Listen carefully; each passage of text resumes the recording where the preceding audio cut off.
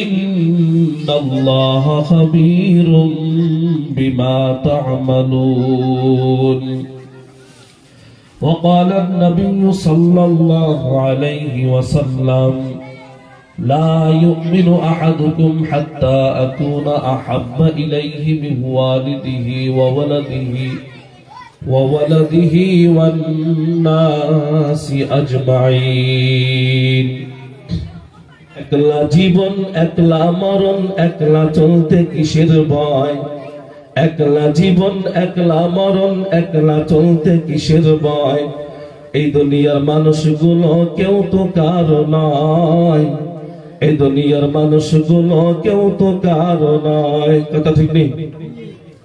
একলা জীবন একলা মরণ, একলা চলতে কিসের ভয়? একলা জীবন একলা মরণ, একলা চলতে কিসের ভয়? এই দুনিয়ার মানুষগুলো কেউ তো কারো নয়, এই দুনিয়ার মানুষগুলো কেউ তো কারো নয়। স্বার্থ ছাড়া কেউ চলে না, মনের কথা কেউ বুঝে না। স্বার্থ ছাড়া কেউ চলে না, মনের কথা কেউ বুঝে না। আবার কারো দুঃখ দেখলে করে দুঃখের অভিনয়। এ দুনিয়ার মানুষগুলো কেউ তো কারো নয়, এ দুনিয়ার মানুষগুলো কেউ তো কারো নয়। যে বুঝবে তোমার মনের কথা,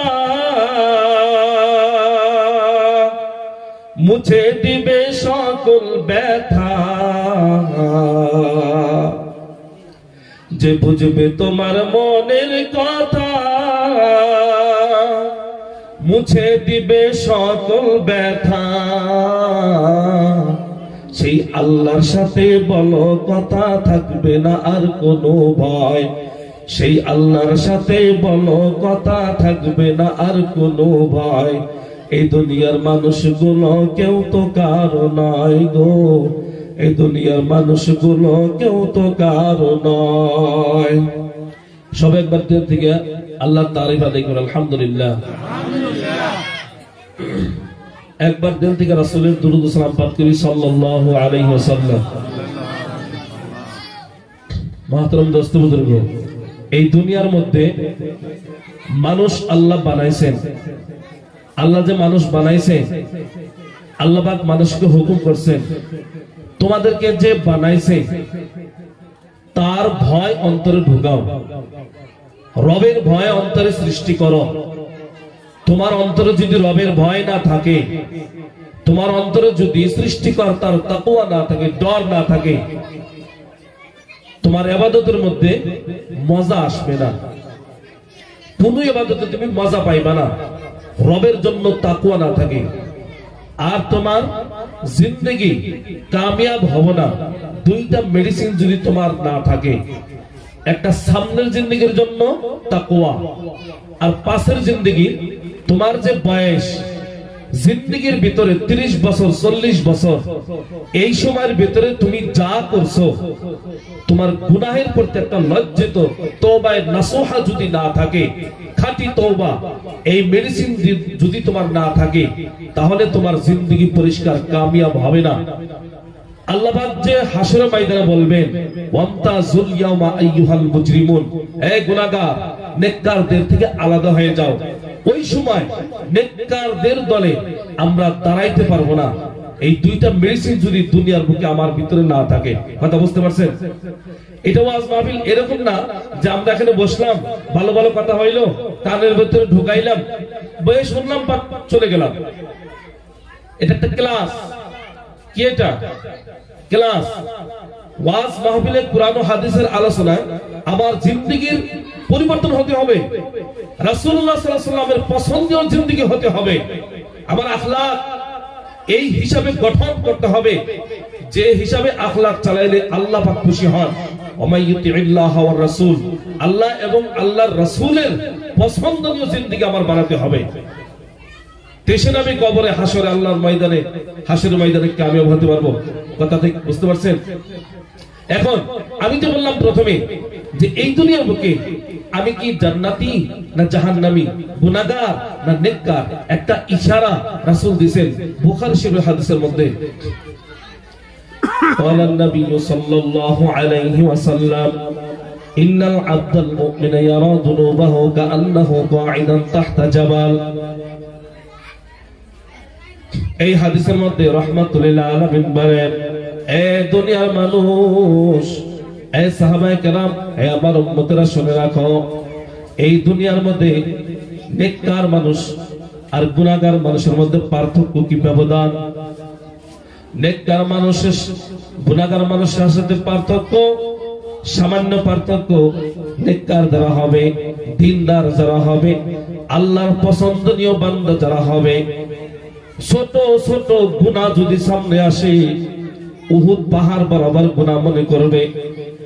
ছোট ছোট গুনাহ এরকম হয়, যদি ছোট ছোট গুনাহ সামনে আসে এরকম মনে করবে আমার পিছনে একটা পাহাড়, আমি বসে আছি, পাহাড় আমার উপরে, না জানি কোন সময় আমার উপরে পড়ে যায়। ছোট ছোট গুনাহকে এইরকম পাহাড় বরাবর তারা মনে করবে। আর যারা গুনাহগার, ওই গুনাহগার বান্দাগুলা এইরকম মনে করবে, ছোট ছোট গুনাহ হোক বড় বড় গুনাহ হোক, নাকের সামনে দিয়ে মাছি যেমন উড়ে যায় কোনো টের পাওয়া যায় না। সামান্য সময় মাছি উড়ে যায়, এই সামান্য সময় টের পাবে যে আমার নাকের সামনে একটা মাছি উড়ে গেল, টের পাইলাম না, এইরকম মনে করবে। নেককার যারা হবে, আল্লাহ পাকের পছন্দনীয় বান্দা যারা হবে, দুনিয়ার ময়দানে ছোট ছোট গুনাহ তারা জীবন গেলেও করতে রাজি হবে। এই দুনিয়ার ময়দানে একা আমি আসছি, একাই চলে যাব। পৃথিবীর ময়দানে কোন মানুষের সাথে কোনো পার্থক্য নাই, ঈমানওয়ালা সব সমান। সমান না? কথা কান্না গায়, ঈমানওয়ালা সমান না? আজকে ঈমানওয়ালা একজন, ঈমানওয়ালা যারা আছে সব ঈমানওয়ালা যেভাবে দুনিয়া আসছে, আজকে ঈমানওয়ালা ধনী হোক গরিব হোক, ধনী হোক গরিব হোক, যে কোনো বান্দা হোক, সব একই অবস্থা, একভাবে দুনিয়া আসছে, এক হালতে আমরা এসেছি। দুনিয়া থেকে যখন চলে যাব, এক হালতে চলে যাব, কোনো পার্থক্য হবে না। হবে? কোনো পার্থক্য হবে না।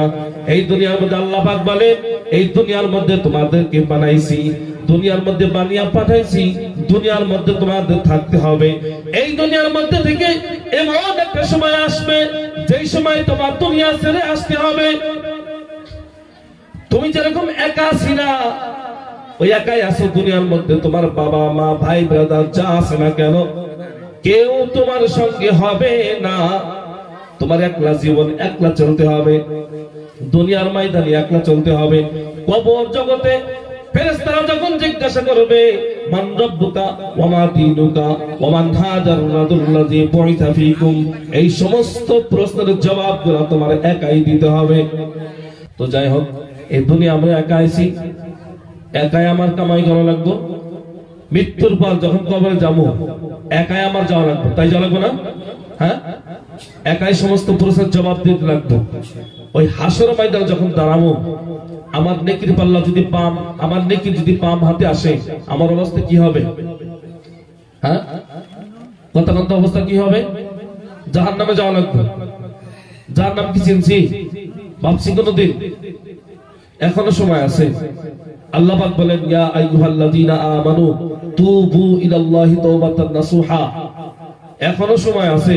আল্লাহ পাক যে বলছেন যে গুনাহ করছো, যতই গুনাহ করো না কেন, দিল থেকে খাঁটি ভাবে আল্লাহকে ডাকো। তোমার ডাকের মধ্যে যদি ইখলাস থাকে, খাঁটি থাকে, তোমার ডাকতে দেরি হবে, তোমার ডাক আল্লাহর শুনতে দেরি হবে না। সবে ইনশাআল্লাহ জীবনে যত পাপ করছি, গুনাহ করছি, হুজুর বসে আছে, আমার শিক্ষক উস্তাদ মেলাডি আছে এখানে, তো আমার কথা বলা ঠিক হবে না, তো লম্বা শেষ করতেছি। একটা অনুরোধ করতেছি আমি, আমরা ওয়াজ মাহফিল বয়ান খুব শুনি, যেরকম শোনার আগ্রহ ভিতরে এরকম যদি আমলের আগ্রহ আসে, আমাদের জীবন ধন্য হয়ে যাবে। কেউ কষ্ট পাইলেন? হ্যাঁ, কথা ঠিক বলছি তো? আমল করবো ইনশাআল্লাহ। সবার হাত উঠছে তো, এখন ইনশাআল্লাহ আমল করবো। হ্যাঁ, আল্লাহ পাক আমাদের আমল করার তৌফিক দান করুন।